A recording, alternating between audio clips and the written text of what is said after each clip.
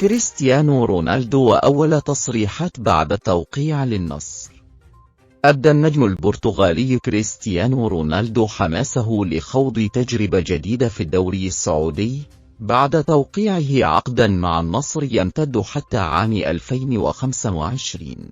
وقال رونالدو في تصريحات نقلها حساب النادي عبر تويتر: إني متشوق لتجربة دوري كرة قدم جديد في دولة مختلفة، وأنا متحمس للانضمام لزملائي بالفريق لنقوم سويا بمساعدة الفريق على تحقيق المزيد من النجاحات.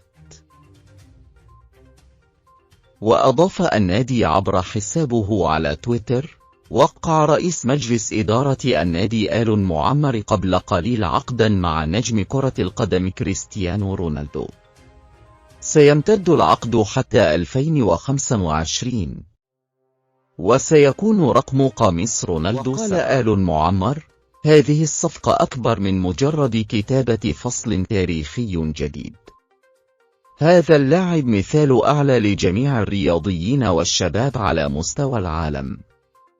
بوجوده في النصر سنمضي قدما نحو تحقيق المزيد من النجاحات للنادي والرياضة السعودية وللأجيال القادمة.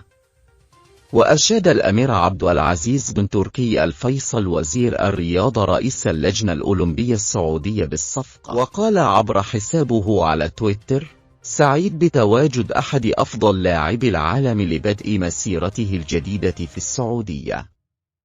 مرحبا بكريستيانو في المملكة. سندعم باقي أنديتنا لإبرام صفقات مع نجوم عالميين قريبا.